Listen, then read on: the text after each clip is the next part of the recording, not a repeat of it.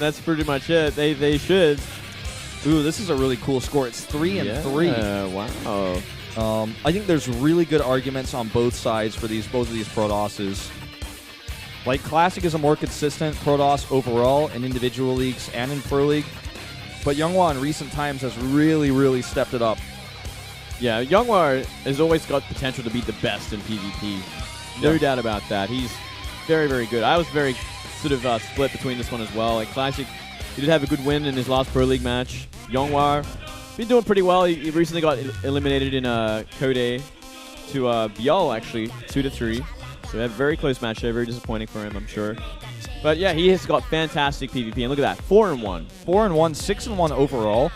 With a win today, I think it would actually put him onto the scoreboard and pass a few of those others who are at the bottom in 7th place because he has like no losses. So he'd actually get up onto that scoreboard. So this guy is really, really, really consistently good. Not as many wins as some of the other players in the top winning ranking, but one of the best ratios at 6-1. Definitely. This guy, though, hasn't lost to PvP this season, though. He's only played 2. Last one being against Stats, actually, which is always a pretty impressive win. Yeah, no shame in... right, I mean... No shame in beating Stats. No shame in beating Stats. That was the wrong word that came out of my mouth. I'm sorry, everybody. Like, who would you get shamed for beating? Like, maybe Flash or something? If you danced your links at the end? It's like, how could you do that to Flash? I even say if you like do it to a player like Hero or SOS, it's like, oh, come on, he's such a nice guy. Don't do that to him. Yeah, that's true, too. But, Classic, interestingly enough, has not been fielded very often at all this year. He's had a lot of downs in recent times, too. Well, let's see if he can win this PvP. Otherwise, MVP is going to win and take this upset versus SKT.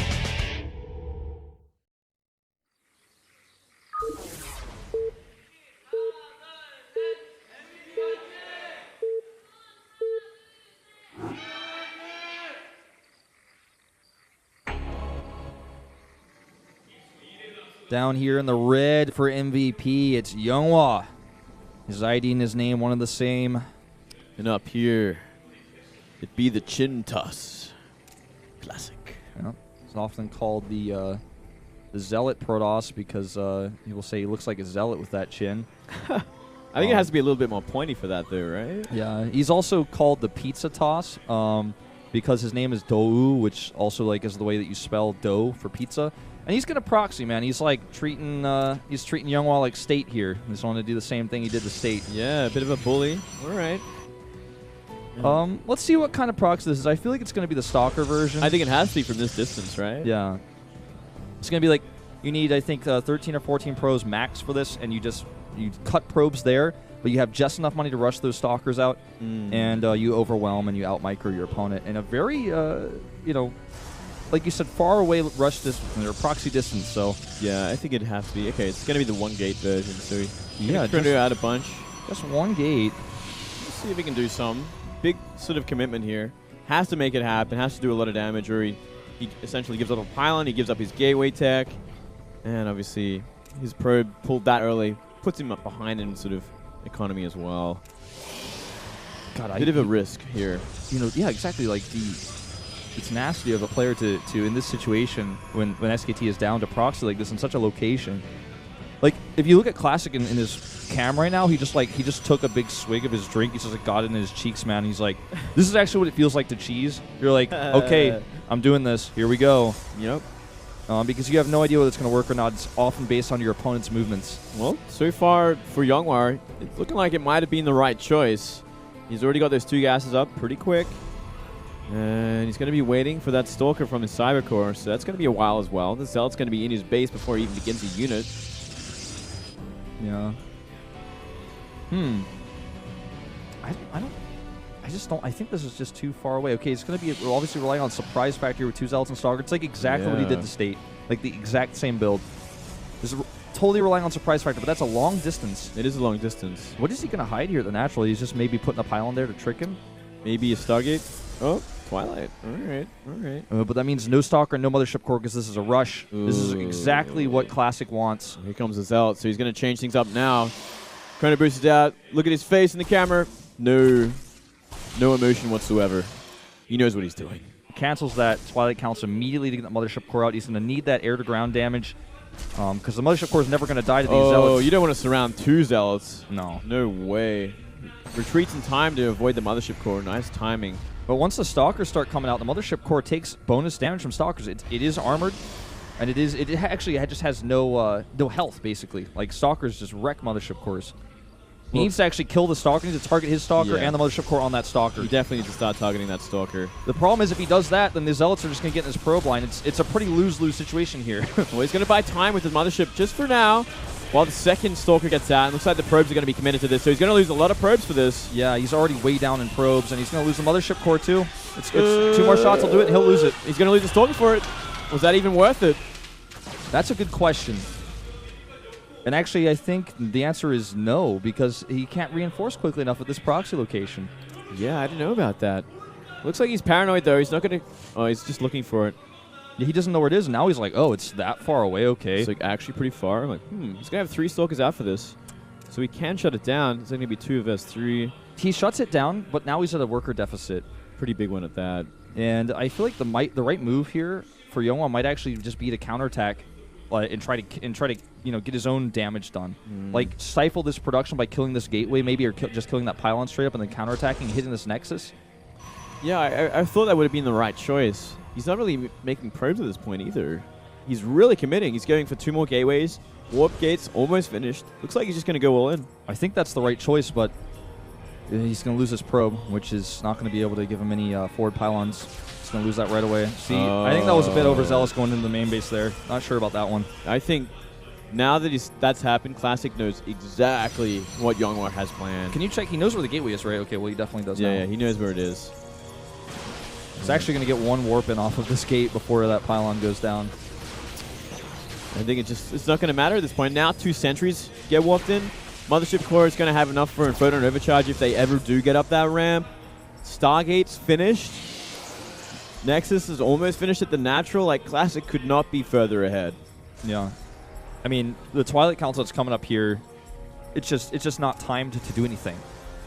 Like, if he makes DTs here, it's not going to work. If he makes Blink, it's too slow. I mean, he's up against a 2-base. Like, this counterattack build works really well on, say, Overgrowth, because right now his Stalkers are hitting a Nexus.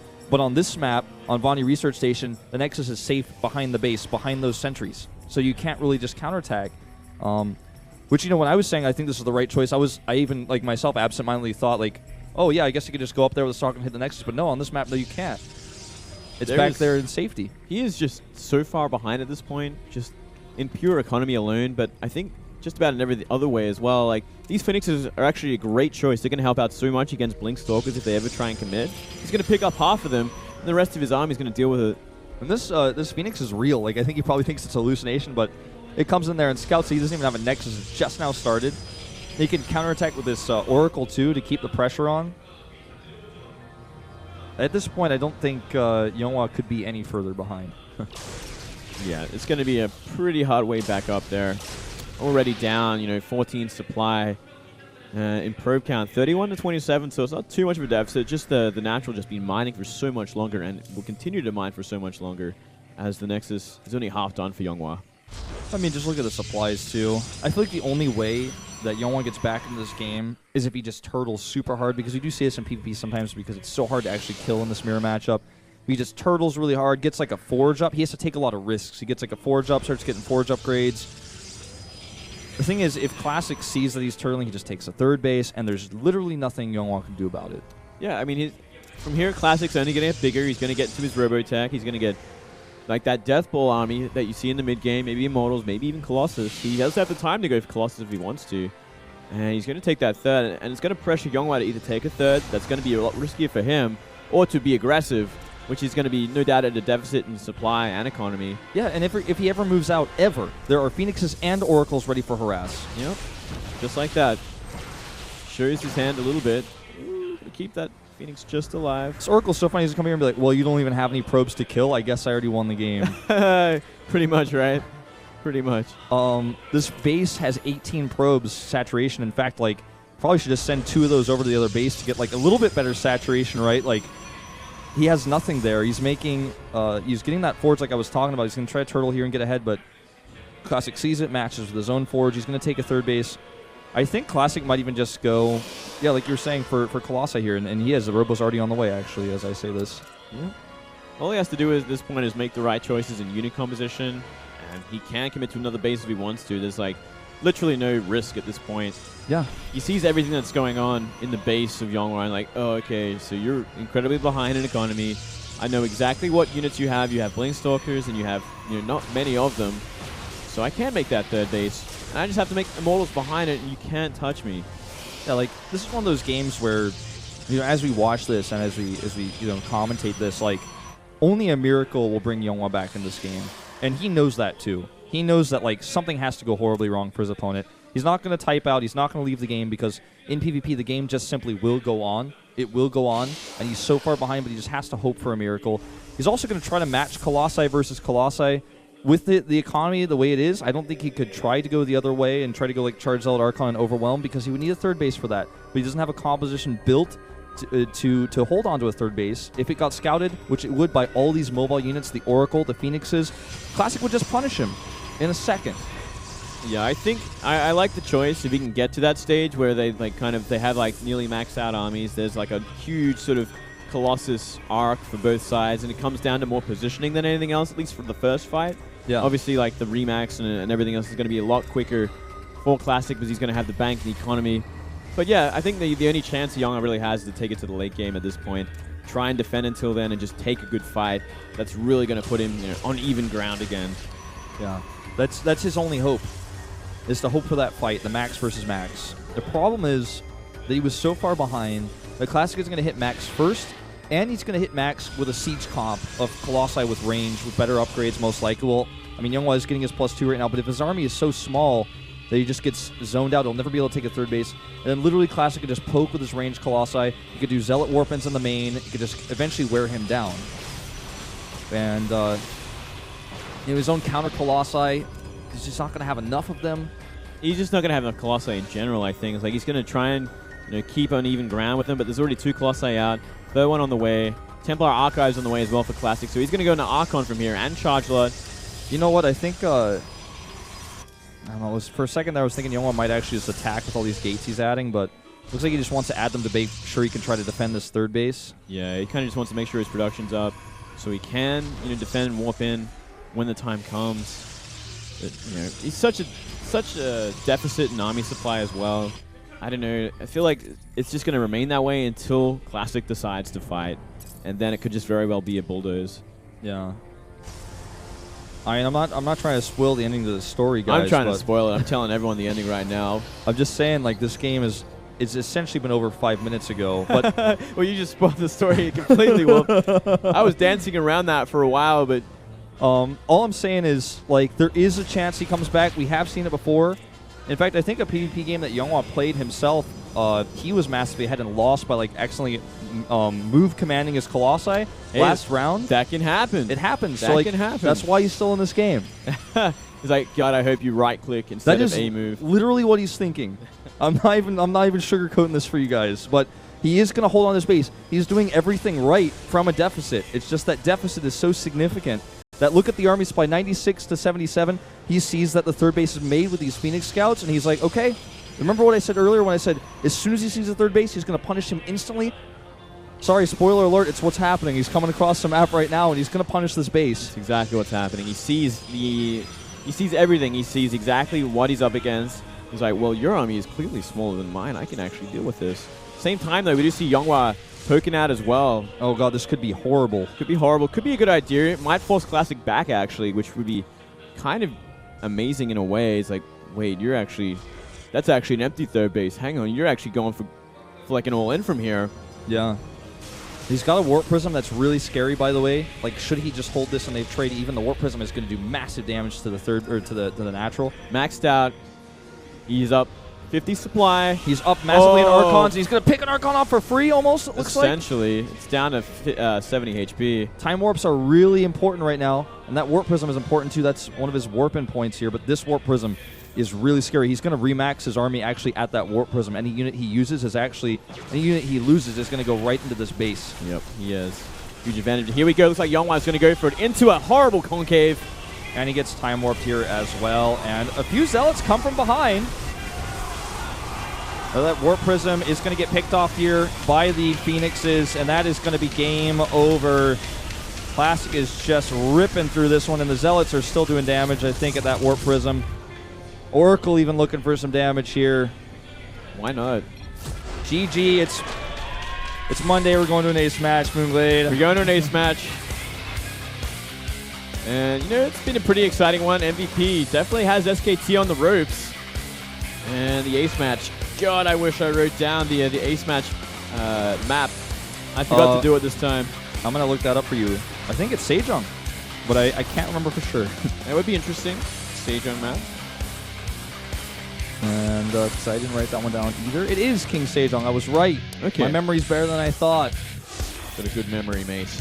So, Sejong, a great map. Who do you think we're going to see here? I think Lacira. And I think it's going to be up against... Who, though? That's the question. Who's it going to be up against? Innovation? I don't think so. I feel like they might even use Classic here again. They could use Su. They could use Su. Su's obviously been practicing for ZVZ. This could be his time.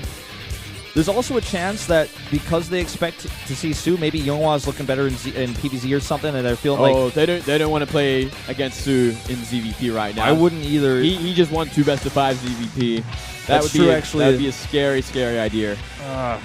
It just feels like Lucira is too predictable, and that's the only reason why I'm trying to come up with counter arguments. Well, he's super predictable, but he is the best by far on this team. Well, let's wait and see here. There's definitely viable choices on both sides. I feel like a lot more choices for T1 here. And they've got a great player to pick from each race, no matter what they're feeling. Yeah, they can choose anyone, man. They could bring out Doc or something. Like, what? They really could. They actually could. They put Sari out. I'm like, whoa.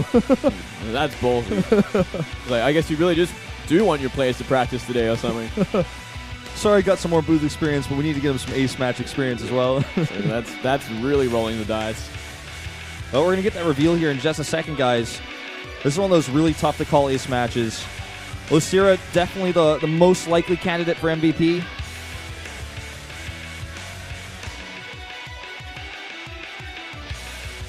Any moment now. Any moment now. The tension is building. All right, there's that zoom out. Give me those silhouettes. I want to see them. All right, there they are. The players will be revealed right now. Center versus Is that? No, it's Su. That's Su. All right, I got half of it right. Center now. That's an interesting pickup. I'm sure they weren't expecting him. Well, I'm going to have to... I know Center did play a few times recently for them, but I'm going to have to do some research here during our break, man, to try to really solve this one. Yeah, this should be a very interesting match. Kind of liking it there. Still dangerous against Su, but definitely not the matchup Su was expecting or practicing for in recent times. Well, is this a mistake to use Center? It could be. I think it was very sort of planned out. I think it's actually a fantastic move from them. It's probably the best chance they have. I guess it really depends on what matchup he's been practicing for, but I think it probably was TVZ. Yeah, definitely a possibility. We're going to look into that a little bit here in this 10-minute break we're going to take before we go to this ace match. Spread the word. Tell your friends. We'll be right back.